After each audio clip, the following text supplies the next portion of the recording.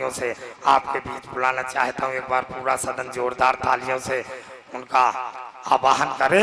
मैं उनको आवाज देता हूँ। मेरे बड़े भाई हैं, बहुत बड़े साहित्यकार हैं, हिमालय हैं, समुद्र हैं साहित्य जगत के।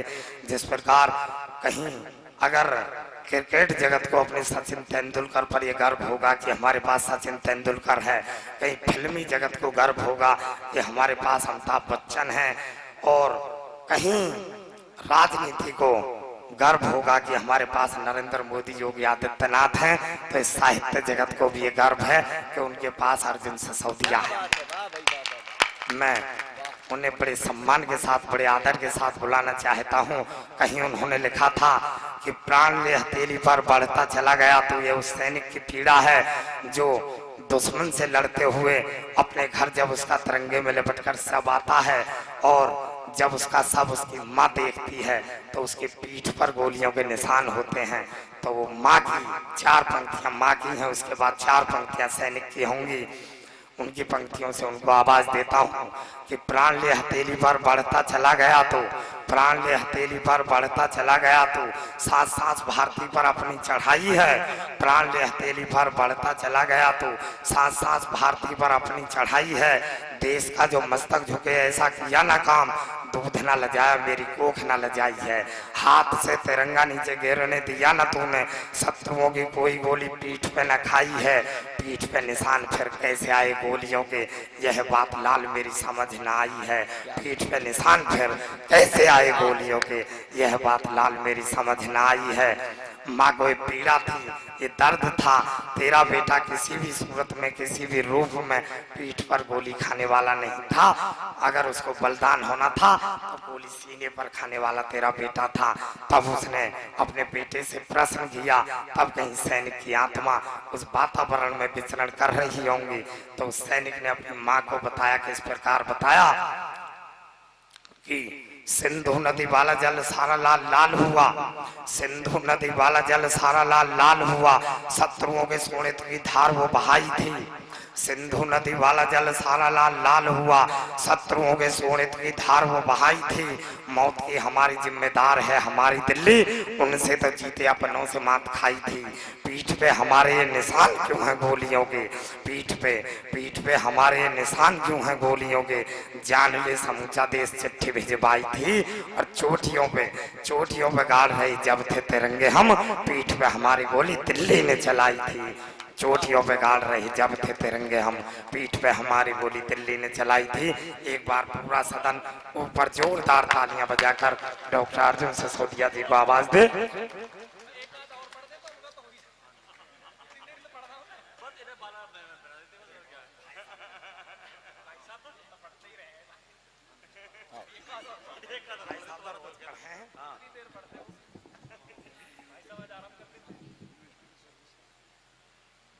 देखो, छोटे भाइयों से पंगा नहीं लेना चाहिए। ये बड़प्पन है। प्रमोद महाजन ने लिया हो या रावण ने लिया हो, सबका हिसाब किताब बराबर हुआ। छोटे भाइयों से कभी पंगा नहीं लेना चाहिए। मैं बहुत बहुत साधुवाद देता हूँ राजकुमार को कि वो गांव में कवि सम्मेलन कराने बहुत मुश्किल हो गए, बहुत कठिन हो गए हैं। मैं सच बता रहा हूँ कि मैं ही स्वयं इतना लेता हूँ, शायद इस पूरे कवि सम्मेलन का बजट ना हो गांव में। लेकिन कविता गांव के लोग सुनना बहुत मन से जानते हैं। शहरों में धन कविता सुनता है, गांव में मन कविता सुनता है। वाह, बहुत बढ़िया।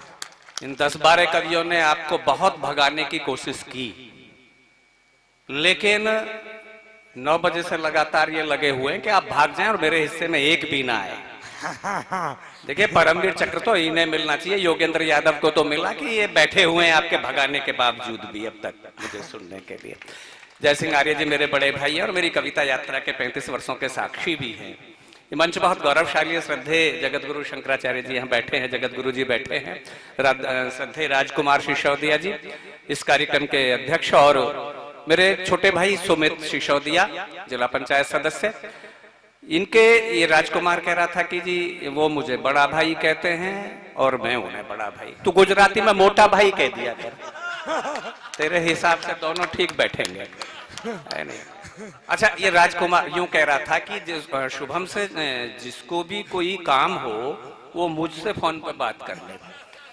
और मजे की बात ये है, मुझसे कह रहा भाई साहब इसकी तो और किसी की तो बात के, एसडीएम साहब को भी जब कोई काम होता है शुभम जी से तो मुझे ही फोन करते, उनकी भी बात नहीं कराता। ये बहन भाइयों का रक्षाबंधन जो है अमर रहे, मैं बधाई देता हूँ। और क्या शालिंदा, प्यारी बहन है मेरी छोटी शुभम, और हिंदी कवि सम्मेलनों की अनिवार्य आवश्यकता है। उसके गीत इन दिनों पूरे विश्व में, पूरे देश में, देश की सरहदों के पार गूंज रहे हैं। ये मंच बहुत गौरवशाली है और सबने बहुत अच्छा, दीप से ये कार्यक्रम शुरू हुआ। विनय जी ने बहुत अच्छे, विनय जी ने माहिए पढ़े और बहुत अच्छी कविता मेरे वाजपेयी जी, जयप्रकाश जी और शुभम जी ने तो पढ़े ही अच्छे। ये हाँ, हरि बहादुर हर्ष को मैंने पहली बार सुना और मुझे अपना बचपन याद आ गया।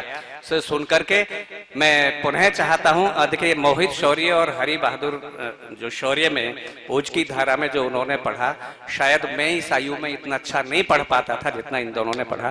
और सारे आशीष, ये मेरा घर है।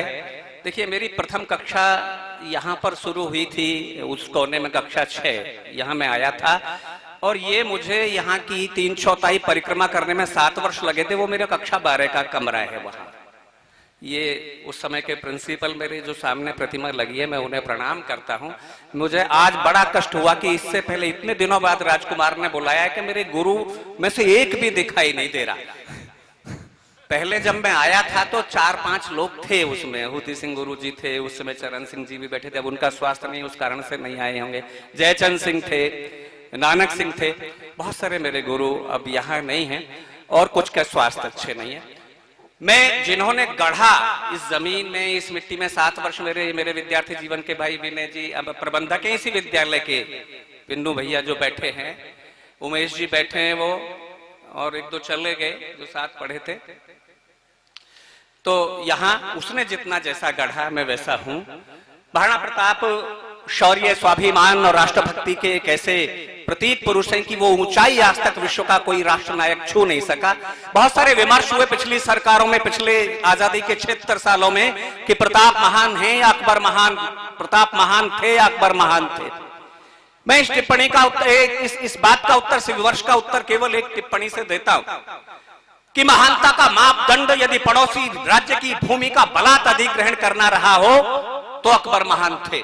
महानता का मापदंड यदि हिंदू किशोरियों के साथ दिल्ली की गलियों में मीना बाजार सजाना रहा हो तो निश्चित रूप से अकबर महान थे। और महानता का मापदंड घास की सूखी रोटियां खाकर के अरावली के शिखर पर, मंडोली के जंगलों में क्रांति की मशाल लेकर के आजादी का ध्वज फहराना रहा हो तो प्रताप महान था, प्रताप महान है, प्रताप महान रहेगा।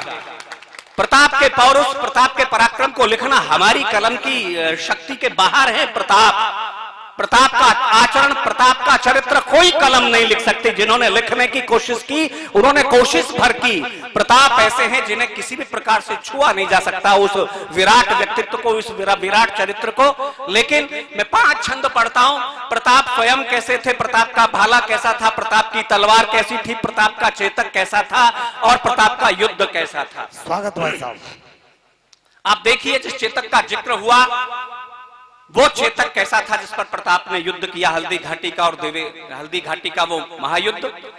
कि गति देख पवन को होता था मलाल और बैंते को भी मिल सकती ना धाप थी। जो बच्चे बैठे होंगे मैं बता दूं, बैंते गरुड़ को कहते हैं। गति देख पवन को होता था मलाल और बैंते को भी मिल सकती ना धाप थी। रामबाण जैसा द्रुत गति से निकल जाता जिसकी त्वरा गहे प्रताप का प्रताप थी। हनुमान सी लकीर खींच रहा युद्ध में जो माप कौन सकता था, तीव्रता माप थी। पदचाप समर में गूंजती थी चारों ओर, चेतक कहीं था कहीं चेतक की टाप थी। गति और ध्वनि के नियम को फेल कर दिया चेतक ने हल्दी घाटी के महासमर। मेरे छोटे भाई बैठे हैं, हरीश जी, सतपाल राणा जी बैठे हैं, पंक्तियां सौंपता हूं। प्रताप का भाला कैसा था कि राणा रण केसरी का भाला भाल वीरता का, राणा रण केसरी का भाला भाल वीरता का। चमक रहा था चपला सा सैन्य घन में और प्रबल प्रताप के प्रताप की चमक तेज दीप्त हो रही थी मानो कुंत के नयन में। लंका दग्धकारी हनुमान पुच्छ के समान दावानल सी लगा रहा था वन में। और राणा का था भाला मुगलों की खोद का कबर, भवन में। राणा का था भाला, मुगलों की खोदता कबर, कांपता था अकबर दिल्ली के भवन में। तो बिना राणा की तलवार कैसी थी? बिना पतवार मझधार डूबा बैरी दल, तेरी तलवार ऐसी तेज धार वाली है, मान का उतारने को मान गतिमान बनी, ज्योति हिंदुओं के स्वाभिमान की निराली है, कपटी कचा कुचाली कामी कायर देशद्रोहियों का, रक्तपान करने को बनी काली विकराली है, रक्तपान करने को काली विकराली है, और रौंदती कपाल मुग्ध चंडी करती है नृत्य, पाके मुंडमाल तुष्ट होता मुंडमाली है। रौंदती कपाल मुग्ध चंडी करती है नृत्य, पाके मुंडमाल तुष्ट। चंद्रमोहन जी बैठे और हमारे डॉक्टर साहब बैठे। डॉक्टर साहब हमारी संघ की वो तमाम जो शिविर थे, ओटीसी प्रथम वर्ष, द्वितीय वर्ष, तृतीय वर्ष, सबके वो साक्षी हैं। और सबसे पहले बाबरी के ढांचे पर चढ़ करके उसको पहली क्षति पहुंचाने वाले व्यक्ति हैं यहां से जाने वाले। एक बार उनके सम्मान में तालियां बजा दें। ईश्वर जी, अरे चाचा आप बैठे रहो, आपका आशीर्वाद वहीं से। मंगल चाचा हैं हमारे, ये सब आशीष दाता। और बस पिताजी की के स्थान पर वो हैं, पिता तुल्य हैं। सत्यवीर जी बैठे हैं, पिताजी के मित्र बहुत सारे। आइए। प्रताप स्वयं कैसे थे, एक शब्द चित्र आपके सामने बनाता हूं। आपने ऐसा चित्र देखा ही नहीं होगा प्रताप का आज तक भी। प्रताप का आपने ये चित्र नहीं देखा होगा, बहुत सारे चित्र देखे होंगे। स्वागत भाई साहब। कि काल की मशाल से विशाल लाल लाल नेत्र, काल की मशाल से विशाल लाल लाल नेत्र, भाल तेज पुंज भाले लिए दोनों कर में। हाँ। बस ये छवि नहीं देखी होगी प्रताप की आपने। वो दो तलवारें रखा करते थे मां के कहने से। प्रताप तलवार चलाने के शौकीन नहीं थे। प्रताप का प्रिय शस्त्र भाला था। वो अस्त्र के रूप में भी प्रयोग में आता था और शस्त्र के रूप में भी। लेकिन मां जयवंता ने उनसे कहा था, बचपन में जो आचरण गढ़ दिए जाते हैं वो बड़े होते हैं। माएं अच्छा सिखाने की कोशिश करती हैं, ये बात अलग है बच्चे कितनी उस चीज को मानते हैं। महाराणा प्रताप और शिवाजी ने मानी। दोनों की माओं की राशि एक ही थी, जीजाबाई और जयवंता की। दोनों ने गढ़ा अपने बेटों को, तो एक इतिहास गढ़ करके गए दोनों। मैं चार पंक्तियां पढ़ता हूं, एक ऐसा चित्र जो प्रताप का आपने देखा नहीं। डॉक्टर हमारे रिश्तेदार भी हैं, अशोक चौहान जी बैठे हैं, मैं प्रणाम करता हूं। और एक चित्र आपका सामने खींचता हूं कि काल की मशाल से विशाल लाल लाल नेत्र, भाल तेज पुंज भाले लिए दोनों कर में, और चपला से चंचल चपल अश्व चेतक पे होके सावधान रास दाबे हैं अधर में। चपला से चंचल चपल अश्व चेतक पे होके सावधान रास दाबे हैं अधर में। भ्रकुटी कमान पे चढ़ाए लक्ष्य का है बाण, शत्रुनासी तलवार बांधे हैं कमर में, और काली विकराली दे दे काली नाचे कूद कूद, देने को कलेवाराना आए हैं समर में। मेरे चाचा जी बैठे हैं, सुरेंद्र जी, और भैया सबाजीत जी बैठे हैं, पीछे विष्णु जी बैठे हैं। मैं वो युद्ध जो हुआ 18 जून हल्दी घाटी, और लोग कहते हैं कि हल्दी घाटी का युद्ध महाराणा प्रताप हार गए थे। मेरी समझ में नहीं आता, ना तो महाराणा प्रताप ने कभी संधि पत्र लिखा अकबर को, और ना महाराणा प्रताप हल्दी घाटी के युद्ध में पराजित हुए। आप इतिहास को पढ़ करके देखना, सोचना, समझना। महाराणा प्रताप ने हल्दी घाटी के युद्ध, देखिए युद्ध जब कोई होता है तो पराजय के कुछ लक्षण होते हैं। या तो बंदी बना लिया गया हो, अकबर चाहता था महाराणा प्रताप कैसे भी मिले उसे, जिंदा या मुर्दा मिले, ये कह करके मान सिंह को भेजा था बड़ी सेना देख करके। लेकिन ना तो प्रताप जीवित मिले, ना प्रताप मुर्दा मिले अकबर को। ना अकबर प्रताप ने जिन क्षेत्रों को स्वाधीन कर लिया था अकबर से, उन पर अपना ध्वज फहरा सका। इतिहास ये बताता है हल्दी घाटी के युद्ध के पश्चात पट्टे दिए थे गरीबों को, निर्धनों को, और महाराणा प्रताप ने साम्राज्य बहुत दिन तक किया और बहुत सारे युद्ध भी लड़े। तो मेरी समझ में नहीं आता कि मुझे क्रोध आता है जब लोग कहते हैं संधि पत्र महाराणा प्रताप लिखेंगे। कोई सामान्य व्यक्ति था महाराणा प्रताप जानता नहीं था महाराणा प्रताप को क्या नहीं।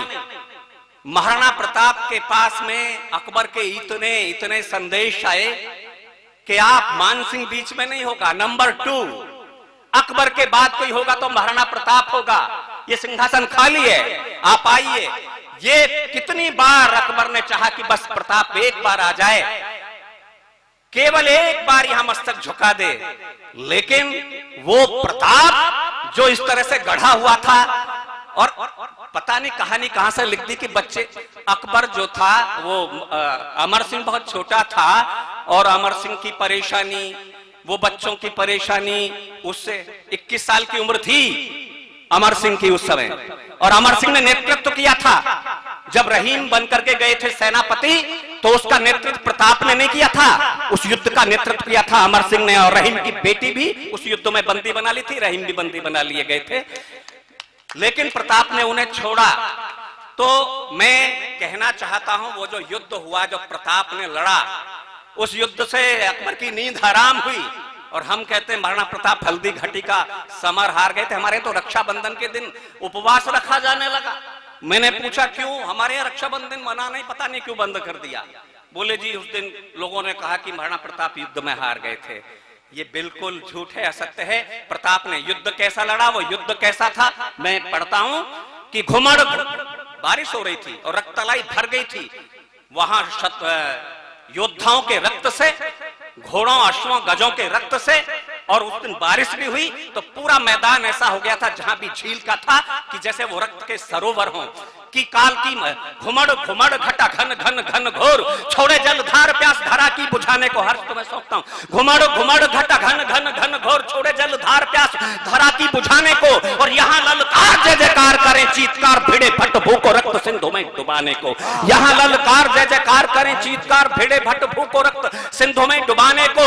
रुंड सुंड हीन गज डोले डगमगे धरा, मानो कार्तिकेय बढ़े धनुज हराने को, और राणा रण केसरी दहाड़े रण क्षेत्र बीच, धर्म के बचाने को अधर्म के मिटाने को। बहुत बढ़िया, बहुत दोस्तों आइए, बहुत बढ़िया, बहुत बढ़िया, बहुत बढ़िया।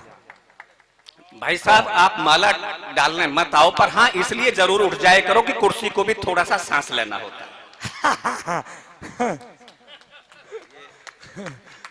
ये मेरे मोटा भाई हैं, विष्णु भैया, लक्ष्मी और विष्णु दोनों में एक में ही स्वरूप में है यहाँ, इसलिए विराट हैं वो। आइए मैं एक कविता, मेरा मन है, योगी जी का जिक्र किया राजकुमार ने। पिछले दिनों मेरी एक कविता वायरल हुई योगी जी को लेकर के। एक 1.5 मिनट की कविता मैं योगी जी को समर्पित करता हूं, फिर उस समय के बाद एक अपने मन की कविता मैं आपको सुनाऊंगा। स्वागत भाई साहब, स्वागत है। उससे पहले योगी जी के शासन के आने से पहले क्या होता था यहाँ उत्तर प्रदेश में, कितनी अराजकता थी, कितने अपराध थे। 8 पंक्तियां योगी जी से पूर्व के शासन की, और उसके बाद 15 पंक्तियां योगी जी के शासन की आपको सौंपता हूं। स्वागत भाई साहब, महेंद्र भैया, स्वागत जी। कि जब तुष्टीकरण के दंश मिले, दंगों का भीषण दौर चला। हाँ। जब तुष्टीकरण के दंश मिले, दंगों का भीषण दौर चला, हत्यारों का बटमारों का तांडव नर्तन चहुं ओर चला। जब सत्ता के षड्यंत्र मिले, हर ओर बिसातें बिछी मिली, पूरब से पश्चिम तक लेकर लाशें ही लाशें बिछी मिली। शासन का संरक्षण पाकर निर्द्वंद घूमते थे गुंडे, जब सरे आम बाजारों से हफ्ता वसूलते थे गुंडे। डर लगता था घर की असमत लुट जाए नहीं चौराहों पर, होते थे निर्भय अट्टहास बेटी बहनों की आहों पर। कुछ नियम नहीं, कानून नहीं, जंगल का राज दिखता था, हर ओर मौत का तांडव था, यूपी भयभीत चीखता था। हर ओर मौत का, तालियां आप घनीभूत करना, हर ओर मौत का तांडव था, यूपी भयभीत चीखता था। तो कमर कसे एक सन्यासी, तो कमर कसे एक हठ योगी, बिंदेर गुफा से निकल पड़ा, भिड़ जाने को बटमारों से एक शेर गुफा से निकल पड़ा। भिड़ जाने को बटमारों से एक शेर गुफा से निकल पड़ा। अब लगे टूटने दुस्साहस गुंडों की निर्भय टोली के, लद गए पुराने दिन सारे सत्ता की आंख में चोली के। सब खत्म हो गए खेल सुनो, सब खत्म हो गए खेल सुनो, खूनी खंजर की होली के। अब बने निशाने अपराधी खाकी वर्दी की गोली के, अब बने निशाने अपराधी खाकी वर्दी की गोली के। अब हमारे उत्तर प्रदेश की पुलिस अतिथि देवो भव की पुलिस है योगी जी के शासन में। वो पुरानी जीप लेकर के नहीं जाती अपराधी के घर, 55 लाख की नई फॉर्च्यूनर लेकर के जाती है, कहती है आइए आपका इंतजार था। अपराधी कहता है बल्ली पे लटक कर चला जाऊंगा, ऊंट पे बैठ के चला जाऊंगा, पैदल चला जाऊंगा, पुलिस की गाड़ी से नहीं जाऊंगा। पुलिस तो वही थी साहब, अब बने निशाने अपराधी खाकी वर्दी की गोली के, गुंडों ने घुटने टिका दिए, गुंडों ने घुटने टिका दिए, घबरा। देखिए मंच की परंपरा नहीं है, मैं आपके आशीर्वाद को ऐसे ही स्वीकार कर लेता हूं और बहुत बहुत प्रणाम, आप ये राशि रखें। अब बने निशाने अपराधी खाकी वर्दी की गोली के, गुंडों ने घुटने टिका दिए, गुंडों ने घुटने टिका दिए, घबराकर वर्दी के आगे। कुछ छोड़ गए उत्तर प्रदेश, कुछ वापस जेलों में भागे। देखिए ये बड़े काम के लिए आपकी छोटी तालियां हैं। बाबा जो बड़ा काम कर रहा है ना, उसके लिए बड़ा समर्थन आपको देना पड़ेगा। वाह, वरना बाबा भी नहीं रहेंगे, मैं बता रहा हूं। अभी तो सुंदर। मोदी पे ही कुछ कुछ संकट आया है। ये समर्थन आपको देना पड़ेगा यदि सुरक्षा आपको चाहिए। अब बने निशाने अपराधी खाकी वर्दी की गोली के, गुंडों ने घुटने टिका दिए, गुंडों ने घुटने टिका दिए, घबराकर वर्दी के आगे। कुछ छोड़ गए उत्तर प्रदेश, कुछ वापस जेलों में भागे। कुछ छोड़ गए उत्तर प्रदेश, कुछ वापस जेलों में भागे। मिल गई जमानत उनको भी, मिल गई जमानत उनको भी, वापस करने की अर्जी थी। भयमुक्त हुआ सारा प्रदेश, जैसी बाबा की मर्जी थी। भयमुक्त हुआ सारा प्रदेश, जैसी बाबा की मर्जी थी। कुछ बैसाखी पर झूल गए, कुछ बैसाखी पर झूल गए, कुछ लेकर सांस सुधार गए, कुछ मिले 72 हूरों से, कुछ सीधे यम के द्वार गए। कुछ मिले 72 हूरों से, कुछ सीधे यम के द्वार गए। जो शौर्य चक्र शोभित वर्दी कल भैंस ढूंढती फिरती थी, जो शौर्य चक्र शोभित वर्दी कल भैंस ढूंढती फिरती थी, अब खाकी वर्दी के आगे गुंडों की रूह सिहरती थी। अब खाकी वर्दी के आगे गुंडों की रूह सिहरती थी। आजम अतीक और अंसारी, आजम अतीक और अंसारी, हत्यारे मुन्ना बजरंगी, एड़ी धर धर के रगड़ दिए बाबा ने सारे हुड़दंगी, एड़ी धर धर के रगड़ दिए बाबा ने सारे हुड़दंगी। जो बहन बेटियों की असमत की, ये मातृशक्ति बैठी है थोड़ी संख्या में इधर, यहाँ ये शुभम बैठी है, दो बहनें बैठी हैं, मैं सौंपता हूं।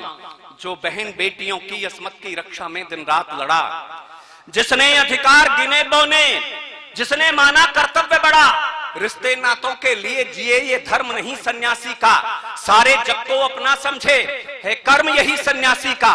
इसलिए पिता की अग्नि के अर्पण में योगी नहीं गए, इसलिए पिता की अग्नि के अर्पण में योगी नहीं गए। जा सकते थे पर धर्म छोड़ तर्पण में योगी नहीं गए। जो धर्म छोड़कर जीते हैं उनकी औकात नहीं होती, योगी ने जग को बता दिया साधु की जात नहीं होती। क्या बात, बहुत बढ़िया, बहुत बढ़िया। जो धर्म छोड़कर जीते हैं उनकी औकात नहीं होती, योगी ने जग को बता दिया साधु की जात नहीं होती। ना घर कोई ना जात कोई है, धर्म एक मानवता का, योगी का है संकल्प अटल, हर दुर्ग ढहे दानवता का। हिंदू से मान चाहते हो, हिंदू का भी सम्मान करो, हम ध्यान तुम्हारा रखते हैं, तुम भी तो सबका ध्यान रखो। हम प्यार करें तुम खंजर दो, ये अंगीकार नहीं होगा। योगी की खुली घोषणा है, एक तरफा प्यार नहीं होगा। योगी की खुली घोषणा है, एक तरफा प्यार नहीं होगा। जो अंधियारे से समर लड़े, जो अंधियारे से युद्ध लड़े, वो दीप जलाए जाएंगे। जो घर को आग लगाएंगे वो दीप बुझाए जाएंगे, जो घर को आग लगाएंगे वो दीप बुझाए जाएंगे। हिंदुत्व न हो अब अपमानित उद्घोष यही सन्यासी का, शोभित हो राम अयोध्या में, उद्धार हो मथुरा काशी का। जब मंदिर का निर्णय आया तो फिर बेहूदे स्वर जागे, विष बुझी जबाने जाग उठी नफरत वाले मंजर जागे। निर्णय आया तो आने दो राघव का त्राण नहीं होगा, कह दिया अराजक तत्वों ने मंदिर निर्माण नहीं होगा। मंदिर की सारी तैयारी बस धरी धरी रह जाएगी, यदि एक ईंट भी रखी गई खूनी नदियां बह जाएंगी। बाबा ने बोल दिया जिसमें दम हो वो आकर दिखलाए, जिसने हो माँ का दूध पिया एक ईंट हिला कर दिखलाए। बहुत बढ़िया, बहुत बढ़िया, बहुत बढ़िया, बहुत बढ़िया, बहुत बढ़िया। दानवता थर-थर कांप उठी हट योगी की हुंकारों से, धरती अंबर सब गूंज गए जय श्री राम के नारों से। पग पग अपमानित भगवा को उत्थान मिला, सम्मान मिला, पहचान मिली, फिर यूपी को हिंदू को स्वाभिमान मिला। ये भरत वंश का अंश प्रखर, ये गौरव है भारत माँ का, इससे ही होगी पूर्ण सुनो मानव समाज की अभिलाषा। तो गंगा गीता गायत्री इससे संरक्षण पाएंगी, निर्भय ऋषियों के हवन यज्ञ मानवता पूजी जाएगी। पूरब पश्चिम उत्तर दक्षिण ये धर्म ध्वजा फहराएगा। विश्वास रखो ये सन्यासी, फिर राम राज्य लौटाएगा। विश्वास रखो ये सन्यासी। फिर अब ये कितना सच होगा? यद्यपि मैंने एक भविष्यवाणी मोदी जी के आने से पहले की थी। मोदी जी आए, हालांकि लोगों ने मेरा कुर्ता फाड़ा था उन दिनों और कहा था कि आप व्यक्ति की प्रशंसा में कविता लिख रहे हो। मैंने कहा व्यक्ति भी राष्ट्र का एक हिस्सा होता है। क्या बात है। और एक राष्ट्र का हिस्सा मैं भी हूं। कवि जैसा उसको देखता है वैसा लिखता है। लेकिन अब मैंने जो कहा है, शायद इस देश में यदि उस व्यक्ति को संबल दिया, उस व्यक्ति का साथ दिया, तो समस्याएं तो हल होंगी। जो लखनऊ में बैठा है छोटे कद का बड़ा आदमी, आइए, जो मुझसे कहा कि ठीक कहा इसने कि देखिए ये आत्माएं हैं, पुण्यात्मा पुण्यात्माओं में प्रवेश करती है। तो हो सकता है प्रताप ने प्रवेश किया हो आज योगी जी में। चंद्रशेखर आजाद के मैं जीवनी पढ़ता हूं पूरी, तो उनका जीवन भी मुझे प्रताप से मिलता जुलता लगता है। वाह, बहुत बढ़िया। प्रताप जिस संघर्ष में और विषम परिस्थितियों में रहे, उसी विषम परिस्थिति और संघर्ष में चंद्रशेखर आजाद को आजादी की जंग लड़नी पड़ी। ना केवल शांति दूत पहले सुन रखी है। हाँ।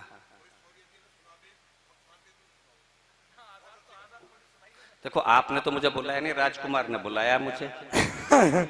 आप कहानी में कभी सम्मेलन करवाओ, फिर शांति दूत सुनना, फिर क्रांति दूत सुनना। अब तो मैं छोटे भाई की मानूंगा। सुना दूंगा मैं शांति दूत, फिर कभी सुना दूंगा। सुन रखिए, एक कविता मेरा मन है, बहुत दिनों के बीच में हूं और आप में से बहुत सारे लोगों ने सुनी नहीं होगी। स्वागत भाई साहब। चंद्रशेखर आजाद को आतंकवादी कहा गया था। महसूस करना, 5 भाई थे चंद्रशेखर आजाद, 5 भाई। 4 भाई बीमारियों में चले गए। अंतिम 5वां बेटा था जो आजादी की जंग लड़ रहा था। बगावत चंद्रशेखर आजाद में बचपन से थी। घर से भाग गए, मुंबई गए। मुंबई में अंग्रेजों के शिप पर नौकरी की, कुछ पैसे इकट्ठे किए, एक माउजर खरीदा। उस माउजर का नाम था बमतुल बुखारा, जो अंतिम समय एल्फ्रेड पार्क तक चंद्रशेखर आजाद के साथ रहा। 15 साल की उम्र में पहली बार बनारस में गांधी जी के सिद्धांतों पर चलते हुए अंग्रेजों की अदालत में खड़े हुए। 15 बेंतों की सजा मिली, बदन के कपड़े फट गए तो बदन पर कपड़े नहीं पहने, इस मुल्क की मिट्टी को मुट्ठी में लिया, एक शपथ लिए, घोषणा की कि ब्रिटानिया सरकार के कारखाने में कोई बुलेट ऐसी नहीं ढली जो आजाद के सीने में उतर सके। ब्रिटानिया सरकार के कारखाने में कोई कंक्रीट ऐसा नहीं बना जिससे बनी जेल में आजाद को कैद रखा जा सके। आजाद आजाद जिया, आजाद मरेगा, इस संकल्प का निर्वाह जिस क्रांतिकारी, जिस नौजवान ने 27 फरवरी 1931 को प्रयागराज के अल्फ्रेड पार्क में हजारों अंग्रेजों से अकेले शेर की तरह मुठभेड़ करते हुए अपने माउजर की अंतिम गोली से अपने मस्तक पर प्रहार करके अपना हंसता हुआ जीवन पुष्प मां भारती के चरणों में समर्पित कर दिया, उन्हें प्रणाम करते हुए कविता पढ़ना चाहिए। स्वागत भाई साहब, स्वागत। आप चिंता मत कीजिए, सारे चले जाएंगे तो मैं अकेले में शांति दूत आपको सुनाऊंगा। वाह, क्या बात है, बहुत बढ़िया। जितनी घर में इज्जत आपकी है उतनी मेरी है। है नहीं ना, आपको घर जाना ना मुझे जाना, दोनों शांति दूती सुनाएंगे। आइए देखिए, ये कविता पहली बार आपके बीच में, शांति दूत तो शायद सुनी होगी। चंद्रशेखर आजाद का परिचय देता हूं। तब मैंने 4 पंक्तियां भूमिका में लिखी थी जब उन्हें आतंकवादी कहा कि दलितों के वोट पाने हेतु आप झूठ मूठ जख्म सहला के धनवंतरी ना बनती, भोले भाले दलित समाज को प्रलोभन दे उनके भविष्य की यूं जंतरी ना बनती। देश की जवानी में ना इंकलाब जागता तो मायावती आप मुख्यमंत्री ना बनती, और गोरी छातियों में गोली शेखर ना दागता तो आज किसी मंत्री की संतरी ना बनती। ये आजादी आजाद के माउजर से आई। आप उन्हें आतंकवादी कहेंगी। एक कविता में चंद्रशेखर आजाद के पराक्रम को, बहुत छोटी सी उम्र, 24 साल की उम्र में वो शहीद हो गए थे, लेकिन एक बड़ा इतिहास लिख करके गए। स्वागत भाई साहब। आजाद वही जो तन मन से भारत मां का अनुरागी। ये तरुणाई जो मेरे सामने बैठी है, 20 साल से 30 साल के बीच की, मैं इसका विशेष ध्यान और इनकी तालियां और इनका समर्थन मांगता हूं। आजाद आपकी उम्र के थे, आप कैसा सोचते हैं, कैसा महसूस करते हैं, आपका आइकॉन कौन है, ये मुझे पता लग जाएगा। आप वो जो मुंबई फिल्मों के शाहरुख खान, सलमान खान, उन्हें अपना आदर्श मानते हैं, या वो जनेऊ पहने हुए मूंछों पर ताव देने वाला चंद्रशेखर आजाद इस देश पीढ़ी का नायक है, इस देश की युवा पीढ़ी का, ये मुझे सूचित होना चाहिए। आजाद वही जो तन मन से भारत मां का अनुरागी था, आजादी लाने की खातिर जो बचपन से ही बागी था। आजाद वही जिसने आजादी का सपना आबाद रखा, प्रण याद रहे आजादी का इसलिए नाम आजाद रखा, प्रण याद रहे आजादी का इसलिए नाम आजाद रखा। पड़ रहे पीठ पर कोड़े पर चेहरे का तेज न घटता था, भारत माँ के जय घोषों से अंबर का सीना फटता था। इस ओर बदन से लहू गिरा, उस ओर नयन भी लाल हुए, माँ के चरणों में प्रथम बार अर्पित पूजा के थाल हुए, माँ के चरणों में प्रथम बार अर्पित पूजा के थाल हुए। तो अंग्रेजों के सम्मुख उनके शासन की अभय अवज्ञा की, अंग्रेजों के सम्मुख उनके शासन की अभय अवज्ञा की। भारत की रजले मुट्ठी में शेखर ने भीष्म प्रतिज्ञा की, भारत की रजले मुट्ठी में शेखर ने भीष्म प्रतिज्ञा की। जो कैद कर सके जीते जी, जो, और अगली पंक्तियों पर मैं सोचता हूं कि शायद एक भी हाथ खाली ना रहेगा समर्थन से, तो शेखर ने भीष्म प्रतिज्ञा की। वो प्रतिज्ञा जो कैद कर सके जीते जी, जो कैद कर सके जीते जी, दुनिया में ऐसा कौन बली शेखर का सीना भेद सके लंदन में गोली नहीं ढली, शेखर का सीना भेद सके लंदन में गोली नहीं ढली। जो मुझको बंदी रख पाए, जो मुझको बंदी रख पाए, वो कंक्रीट वो जेल कहां, गोरों में इतना तेल कहां, शेखर को रखना खेल कहां, गोरों में इतना तेल कहां, शेखर को रखना खेल कहां। बागी होकर आजादी का सपना आबाद करेगा, बागी रहकर आजादी का सपना आबाद करेगा। शेखर आजाद जिएगा, शेखर आजाद मरेगा, शेखर आजाद जिएगा, शेखर आजाद मरेगा। फट गए बदन के कपड़े तो शेखर ने वसन नहीं पहने। आपने शेखर का चित्र देखा होगा, जनेऊ, पिस्टल, हाथ में घड़ी और माउजर, इसके अलावा कुछ ने एक तहमत बांधा करते थे धोती। तो शेखर कपड़े तो फट गए बदन के कपड़े तो शेखर ने वसन नहीं पहने, धोती, जनेऊ और पिस्टल ही हो गए सदा को बस कहने। पथरीले पथ पर निकल पड़े फूलों को छोड़ चुने कांटे, शेखर ने ब्रिटिश हुकूमत के गालों पर रोज चढ़े चांटे। मुठभेड़ यहाँ मुठभेड़ वहां, सत्ता के पांव उखाड़ दिए, गोरों के मन में फेंके और चिंता के भाले गाड़ दिए, गोरों के मन में फेंके और चिंता के भाले गाड़ दिए। आजादी की खातिर रण का, आजादी की खातिर रण में कर व्यूह और मजबूत लिया, आजादी की खातिर रण का कर व्यूह और मजबूत लिया। लंदन जा रहा खजाना जो वो काकौरी में लूट लिया, लंदन जा रहा खजाना जो वो काकौरी में लूट लिया। फिर वेश बदलकर यहाँ वहां करते गोरों पर वार रहे, फिर वेश बदलकर यहाँ वहां करते गोरों पर वार रहे। अगली पंक्ति तिलक जी, समर्थन भरपूर। फिर वेश बदलकर यहाँ वहां करते गोरों पर वार रहे, सबके सब साथी पकड़ गए लेकिन आजाद फरार रहे, सबके सब साथी पकड़ गए लेकिन आजाद फरार रहे। करने की उनको गिरफ्तार, करने की उनको गिरफ्तार, हर एक कोशिश नाकाम रही। शेखर की अंतिम सांस तलक गोरों की नींद हराम रही, शेखर की अंतिम सांस तलक गोरों की नींद हराम रही। जो भी खेले अंग्रेजों ने, जो भी खेले अंग्रेजों ने, जो भी खेले, फिर एक बिंब बनाता हूं और आपकी तालियों को आमंत्रित करता हूं। जो भी खेले अंग्रेजों ने, जो भी खेले अंग्रेजों ने, उन पर सब खाली दाग रहे। आजाद तान करके सीना देते मूंछों पर ताव रहे, आजाद तान करके सीना देते मूंछों पर ताव रहे। आजाद नाम को सुनते ही गोरों के दिल घबराते थे, हुंकारों से अंग्रेजों के सब मंसूबे हिल जाते थे। छिन गया चैन बेचैनी थी, शेखर के सपने आते थे। सुनते हैं लंदन में गोरे सोते सोते जग जाते थे, सुनते हैं लंदन में गोरे सोते सोते जग जाते थे। और तालियां तो अब उठेंगी आपकी। सुनते थे लंदन में गोरे सोते सोते जग जाते थे, जिनका कोई उपचार नहीं, जिनका कोई उपचार नहीं थे, ऐसे घाव दिए शेखर खलते थे ब्रिटिश हुकूमत को मूंछों पर ताप दिए शेखर, खलते थे ब्रिटिश हुकूमत को मूंछों पर ताप दिए शेखर। घोषित इनाम कर दिया गया, जिंदा या मुर्दा हाथ लगे, लालच में घर के भेदी ही दैने गोरों का साथ लगे। जो झुके नहीं, जो डरे नहीं अंग्रेजी अत्याचारों से, उस शेखर ने कुछ दिन काटे छुपकर घर के गद्दारों से। उस शेखर ने कुछ दिन काटे छुपकर घर के गद्दारों से। इस हालत में आजादी का सपना भी गढ़ना कठिन हुआ। गोरों से लड़ने से ज्यादा अपनों से लड़ना कठिन हुआ। निज प्रण को पूरा करने की अब कैसे आस करें शेखर, दिखने में सब अपने ही हैं, किस पर विश्वास करें शेखर। लड़ रहा अकेला योद्धा रण, सब संगी साथी छूट गए, कुछ दूर तलक सब साथ चले, फिर ताने बाने टूट गए। दुर्भाग्य देश के भाग्य चक्र विपरीत दिशा में घूम गए। बिस्मिल अशफाक लाहौरी और रोशन फांसी को चूम गए। बिस्मिल अशफाक और रोशन फांसी को चूम गए। इस हालत में आजादी का सपना, बिस्मिल अशफाक लाहौरी और रोशन फांसी को चूम गए। सुखदेव भगत सिंह राजगुरु की अमर शहादत निश्चित थी। सुखदेव भगत सिंह राजगुरु की अमर शहादत निश्चित थी। आजादी के परवानों को फांसी की सजा सुनिश्चित थी। जो भी शेखर के पास बचा सब राष्ट्रदेव पर चढ़ा दिया। जो भी, मेरे चाचा जी बैठे हैं सामने और जाते जाते बोले अभी आ रहे हैं तुम्हें सुनने के, मैं प्रणाम करता हूं। जो भी शेखर के पास बचा, जो भी शेखर के पास बचा सब राष्ट्रदेव पर चढ़ा दिया। मां की स्वतंत्रता के रथ को इकले ही आगे बढ़ा दिया। अब ना साथी थे ना धन ही था, ना पास बहुत हथियार रहे।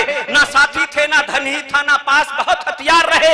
इस हालत में भी गोरों से वो भिड़ते बारंबार रहे। अब शेखर के आवास बने वन सघन कंदराएं गहवर, प्रताप जैसी स्थिति आजाद की हो गई। अब शेखर के आवास बने वन सघन कंदराएं, प्रताप का स्मरण हुआ है आजाद में तो दोनों को प्रणाम करना। अब शेखर के आवास बने वन सघन कंदराएं गहवर, कायर मुखबिर गद्दारों से रहना था सावधान तत्पर। कितने कितने दिन शेखर को भूखे प्यासे रहना होता। सब राष्ट्रदेव की मुक्ति का उपवास समझ सहना होता। दे गया कोई तो यदा कदा खाने को कुछ पा जाते थे। पत्तों से भूख मिटाते थे, झरनों से प्यास बुझाते थे। पत्तों से भूख मिटाते थे, झरनों से प्यास बुझाते थे। वो खुले व्योम के तले रहे, वो खुले व्योम के तले रहे। गर्मी सर्दी बरसातों में आकाश ओढ़ करके सोए ठंडी बर्फीली रातों में। और ये पंक्तियां आप तक पहुंच जाओ और पूरी तरह से समझ जाओ तो मुझ तक लौटा देना। ठंडी बर्फीली रातों में फिर एक दिवस मन में आया किस्मत को आजमाया जाए। हरीश जी आप तो जरूर समझेंगे। फिर एक दिवस मन में आया किस्मत को आजमाया जाए। हथियार जुटाने की खातिर आनंद भवन जाया जाए। स्वातंत्र समर को जीवित रखने की लेकर के आस गए। भारत की मुक्ति की खातिर शेखर नेहरू के पास गए।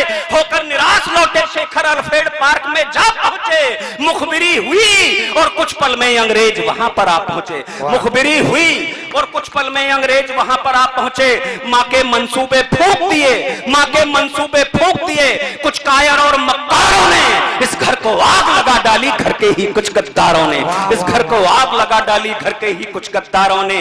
सब बता दिया अंग्रेजों को कुछ ज्यादा है हथियार नहीं, बच करके शेखर निकल सके ऐसे कोई आसार नहीं। धोखे से जाल बिछा करके उलझा स्यारों ने शेर लिया। धोखे से जाल बिछा करके उलझा स्यारों ने शेर लिया। कुछ मिनटों में अंग्रेजों ने अल्फ्रेड पार्क को घेर लिया। आजाद समूचे मंजर को बस पलक झपकते भाग गए। खामोश माउजर गरज उठा, अंग्रेजों के दिल कांप गए। खामोश माउजर गरज उठा, अंग्रेजों के दिल कांप गए। जो ज्वालामुखी धधकते हों। आजाद का चित्र कैसा था उस समय, आजाद दिख कैसे रहे थे। जो ज्वालामुखी धधकते हों, जो ज्वालामुखी धधकते हों, आंखों के डोरे लाल हुए। गोरी पतलूने भीग गई, शेखर इतने विकराल हुए। गोरी पतलूने भीग गई, शेखर इतने विकराल हुए। चीते सी फुर्ती, ये व्यूह महाभारत से भी। अभिमन्यु 10 महारथियों के बीच में घिरे थे। ये व्यूह महाभारत से भी, फिर खोलना अपने हाथ, ये व्यूह महाभारत से भी 10 गुना भयानक खेला था। उस ओर हजारों गोरे थे, शेखर इस ओर। क्या बात, क्या बात, क्या बात। ये व्यूह महाभारत से भी 10 गुना भयानक खेला था। उस ओर हजारों गोरे थे, शेखर इस ओर अकेला था। चीते सी फुर्ती दिखलाकर बरगद से पीठ सुरक्षित की, चीते सी फुर्ती दिखलाकर बरगद से पीठ सुरक्षित की। चुन लिया जिसे भी पिस्टल ने, उसकी ही मौत सुनिश्चित की। जिस मुंह ने गाली देने की कोशिश की, जबड़ा उड़ा दिया। वो शीश काल के चरणों में पल में शेखर ने चढ़ा दिया। वो शीश काल के चरणों में पल में शेखर ने चढ़ा दिया। पूरब पश्चिम, देखो शांति दूत भी सुनाऊंगा पर ताली बजाओगे तब। वो शीश का, ऐसे मत बैठो जैसे वो द्रौपदी के चीरहरण पे पिता में भीष्म धृतराष्ट्र बैठ गए थे। चीते सी फुर्ती दिखलाकर बरगद से पीठ सुरक्षित की। चुन लिया जिसे भी पिस्टल ने, उसकी ही मौत सुनिश्चित की। जिस मुंह ने गाली देने की कोशिश की, जबड़ा उड़ा दिया। वो शीश काल के चरणों में पल में शेखर ने चढ़ा दिया। पूरब पश्चिम उत्तर दक्षिण पिस्टलियों मार उगलता था। गौरों को इकले शेखर में 10 लोगों का भ्रम पलता था। गौरों को इकले शेखर में 10 लोगों का भ्रम पलता था। मच गई पार्क में भगदड़ सी, भागो भागो भूचाल है ये। अब सबका मरना निश्चित है, आजाद नहीं है काल है ये। वो जान बचाकर भाग रहे पर जबरन ठेले जाते थे। सरकारी खौफ दिखा करके इस ओर धकेले जाते थे। वो निर्भय नरनाहर लगता जैसे श्वानों में सिंघाड़ा, या सर्प झुंड में गरुड़ कोई जैसे चिड़ियों से बाज लड़ा। लगता जुगनू की टोली में नभ से दिनमान उतर आया।